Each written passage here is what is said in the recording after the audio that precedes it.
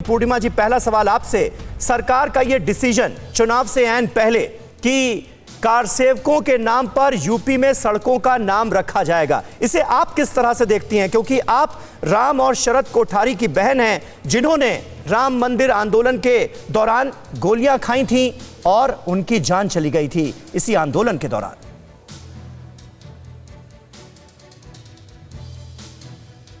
जी, सबसे पहले मैं आपको नमस्कार करती हूँ जी। और आज बहुत गर्व की अनुभूति हो रही है। आज आपने 29 वर्ष बोले हैं, किंतु मैं जानती हूँ कि 30 वर्ष पूरे हो चुके हैं और 30 वर्ष के पश्चात मेरे भाइयों के बलिदान को एक पहचान मिल रही है, उनके बलिदान को सार्थकता मिल रही है। तो ये सब देख के और ये अनुभूति अपने आप में सच में बहुत गौरवान्वित महसूस करती हूँ अपने आप को कि मैं अपने जीते जी वो सब देख पा रही हूँ, मेरे भाइयों के बलिदान को सार्थकता देख पा रही हूँ। वो बहुत अच्छा लग रहा है। पूर्णिमा जी, किस तरह से आज आप याद करती हैं? क्योंकि जब ये खबर आई तो आप कह रही हैं कि आपको बड़ी सुखद अनुभूति हुई ये सुनकर। एक बहन को जाहिर सी बात है सुखद अनुभूति ही होगी, लेकिन क्या याद आता है? क्योंकि जो हमने कहानियां उस वक्त सुनी 1990 का वो दौर जब कारसेवकों पर गोलियां चलीं और जिस तरह से ये कहा जाता था कि वो ये दोनों जो कोठारी बंधु थे ये संघ से जुड़े हुए थे, राम मंदिर आंदोलन को लेकर, राम मंदिर को लेकर उनके मन में बड़ी श्रद्धा थी और बहन की शादी थी, वो छोड़कर चले आए थे, आंदोलन में कूद पड़े थे। तमाम तरह की कहानियां हमने सुनी है। आज क्या जहन में वो यादें ताज़ा हुई इस खबर को सुनने के बाद आपके? देखिए, कहने के लिए 30 वर्ष बीत चुके हैं, किंतु हमारे लिए तो वो आज भी उतने ही ताज़ा है जैसे कल की बात हो। भाई जब मेरे यहाँ से गए थे तो वो बड़े उत्साह के साथ गए थे। उन्होंने यहाँ सारे मतलब जितने अधिकारी थे और घर पर भी सबको उन्होंने इस बात के लिए मनाया। हमने उन्हें खुशी खुशी विदा किया था, उनके सर पर मंगल तिलक करके उन्हें विदा किया था कि आप राम के काज के लिए जा रहे हो और आप जिस अच्छे कार्य के लिए जा रहे हो आपका वो कार्य पूर्ण हो।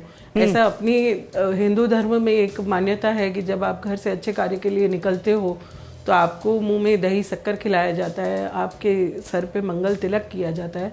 मेरे भाइयों को भी वो मंगल तिलक करके ही विदा किया गया था और जब वो गए थे मुझे आज भी याद है कि वो कितने उत्साहित थे। उन्होंने अधिकारियों को भी मना लिया था, जबकि एक घर से एक ही बच्चे के जाने की बात थी, ये नियम था उस समय का। तो उन्होंने दोनों भाइयों ने किस भी तरीके से उनको मना लिया।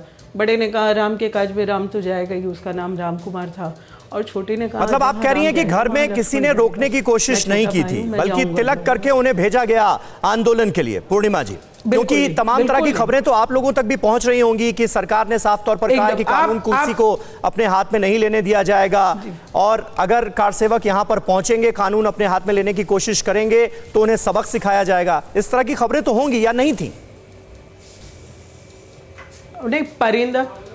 परिंदा भी पर नहीं मार सकेगा, ऐसी खबरें बड़ी आती थी वहां से।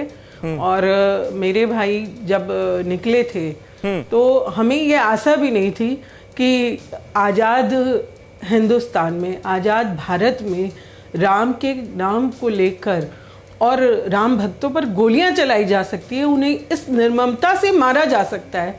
ये हमारे कहीं भी, आपको मैं बताऊं कि जेहन में कहीं भी नहीं आ रहा था। ये सोच के परे की बात थी कि आप राम का नाम लेते हुए, हाथ ताली करते हुए, रामधुन करते हुए जा रहे हैं और आप पर गोलियां चला दी गई। ये तो मैंने कैसे सोच सकते हैं? हम तो नहीं सोच पा रहे थे उस समय, और जो नहीं सोचा वो हो गया। जो नहीं सोचा था वो हो गया। पूर्णिमा जी, बने रहे आप हमारे साथ, आपसे बातचीत जारी रहेगी। अड़ी सोमवार से शुक्रवार शाम 6 बजे सिर्फ TV9 भारतवर्ष पर।